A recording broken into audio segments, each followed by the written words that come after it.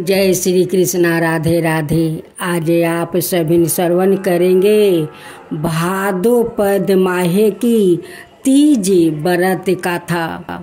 2025 भाद्रपद माहे के कृष्णा पक्ष की तृतीया तिथि को मनाई जाने वाली कजरी तीज सुहागिन महिलाओं और कुंवारी कन्याओं के लिए बेहद खास पर्व माना जाता है।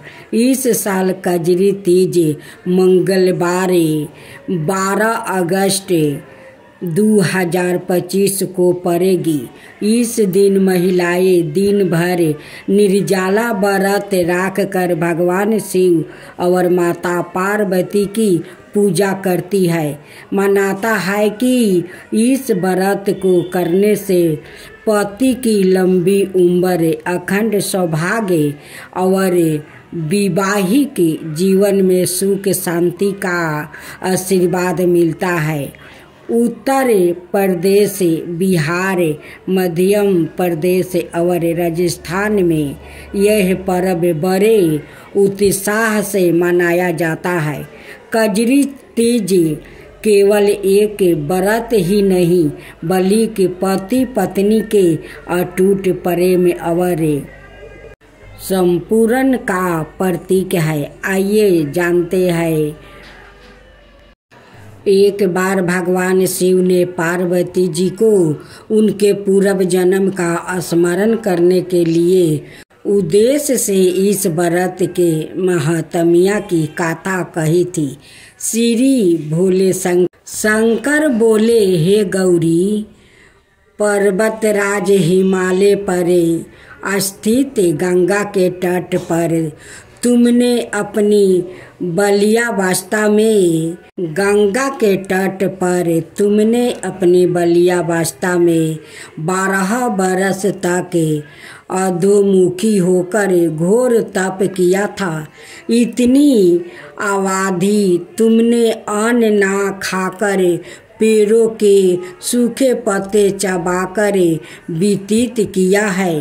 माघ की विकराल शीतलता में तुमने निरंतर जल में प्रवेश करके तप किया। वैशाख की जला देने वाली गर्मी में तुमने पंच अग्नि से शरीर को तपाया है। श्रवण की मूसलाधार वर्षा में खुले आसमान के नीचे बिना अन्न जल ग्रहण किए समय व्यतीत किया है। तुम्हारे पति तुम्हारी कष्ट साधाय तपस्या को देखकर बड़े दुखी होते थे। उन्हें बड़े क्लेश होता था। तब एक दिन तुम्हारी तपस्या और पिता की क्लेश को देखकर नारद जी तुम्हारे घर पधारे। तुम्हारे पिता ने हृदय से अतिथि सत्कार करके उनके आने का कारण पूछा। नारद जी ने कहा, गिरिराज, मैं भगवान विष्णु के भेजने पर यहाँ उपस्थित हुआ हूँ। आपकी कन्या ने 12 कठोर तप किया है। इसमें प्रसन्न होकर वो आपकी सुपुत्री से विवाह करना चाहते हैं। इस संबंध में आपकी राय जानना चाहता हूँ। अखंड सौभाग्य की कामना के लिए करे हरतालिका तीज व्रत। उसने कहा, सखी, प्राण त्यागने का इसमें कारण ही क्या है? संकट के मौके पर धैर्य से काम लेना चाहिए। नारी के जीवन की सार्थकता इसी में है कि पति रूप में हृदय से जिसे एक बार स्वीकार कर लिया, जीवन भर उसी से निभाए करे। सच्ची आस्था और एक निष्ठा के समक्ष तो ईश्वर को भी संपूर्ण करना पड़ता है। मैं तुम्हें घनघोर जंगल में ले जाती हूँ, जो साधना स्थली भी हो, और जहाँ तुम्हारे पिता तुम्हें खोज भी ना पाए वहाँ तुम साधना में लीन हो जाना। मुझे विश्वास है कि ईश्वर अवश्य ही तुम्हारी सहायता करेंगे। तुमने ऐसा ही किया। तुम्हारे पिता तुम्हें घर पर ना पा करे बड़े दुखी और चिंतित हुए। वो सोचने लगे कि तुम जाने कहाँ चली गई। मैं विष्णु से उसका विवाह करने का प्रण कर चुका हूँ। यदि भगवान विष्णु बारात लेकर आ गया और कन्या घर पर नहीं हुई तो बड़ा अपमान होगा। मैं तो कहीं मुंह दिखाने के योग्य भी नहीं रहूँगा। यही सब सोचकर गिरिराज ने जोर शोर से तुम्हारी खोज शुरू करवा दी। इधर तुम्हारी खोज होती रही और उधर तुम अपनी सखी के साथ नदी के तट पर एक गुफा में मेरी आराधना में लीन थी। भाद्रपद शुक्ला तिथिया को अस्त नक्षत्र था। उस दिन तुमने रेत के शिवलिंग का निर्माण करके व्रत किया। रात भर मेरी स्तुति के गीत गाकर जागी। तुम्हारी इस कष्ट साधाए तपस्या के प्रभाव से मेरा आसन डोलने लगा। मेरी समाधि टूट गई। मैं तुरंत तुम्हारे समक्ष जा पहुंचा और तुम्हारी तपस्या से प्रसन्न होकर तुमसे वर मांगने के लिए कहा।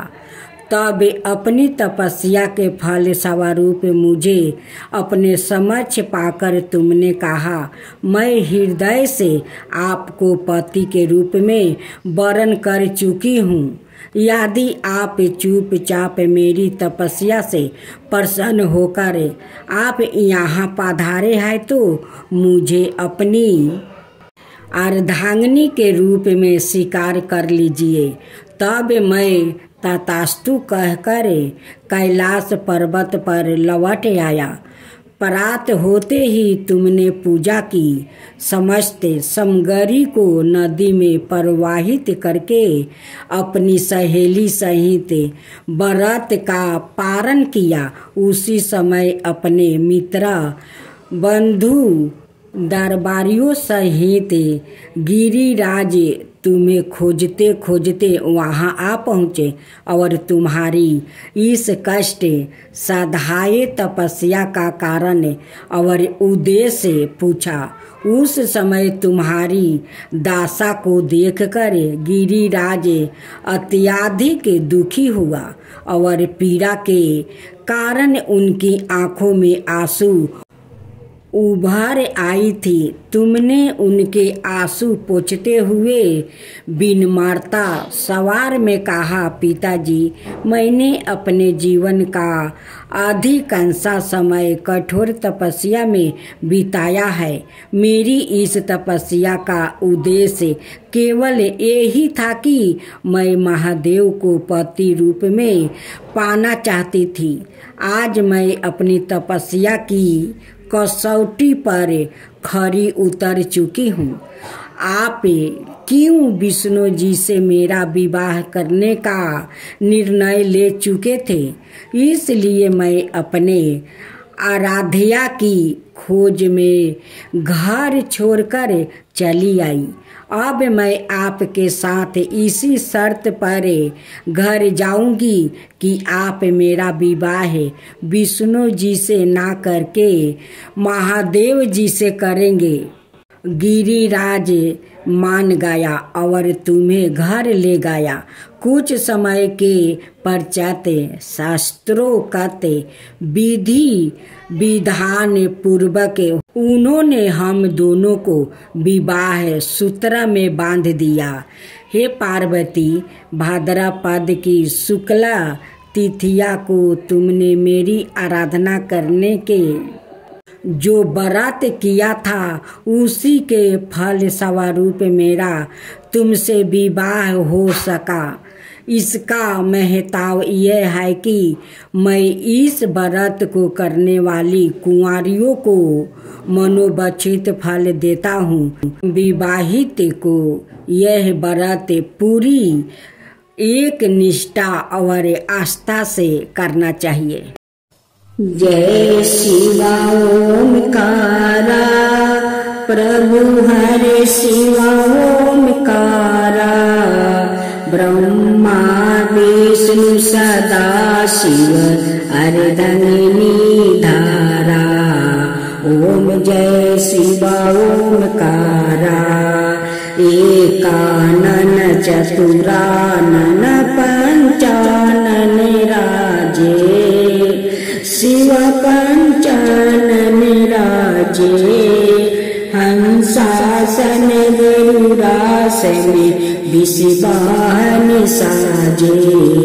ओम जय शिवा ओमकारा, दो भुज चार चतुर भुज दस भुज अति सोहे, तीनों रूप निरखता त्रिभुवन जन मोहे। ओम जय शिवा ओमकारा,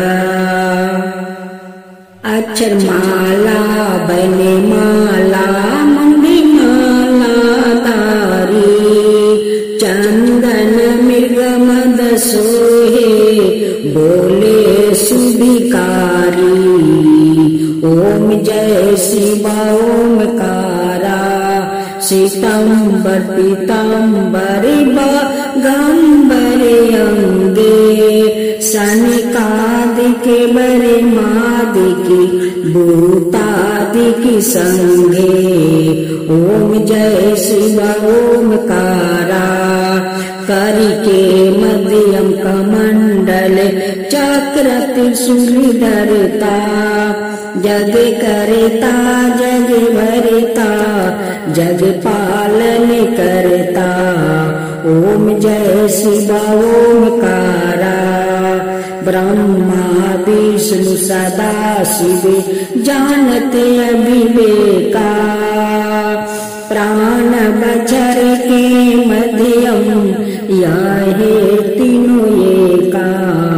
ओम जय शिवा ओमकारा, तिरगुण शिव जी के आरती जो कोई नर गावे, शिवा जो कोई नर गावे। कहत शिवानंद स्वामी मन भजत शिवानंद स्वामी, मन वांछित फल पावे। ओम जय शिवा ओमकारा, जय शिवा ओमकारा।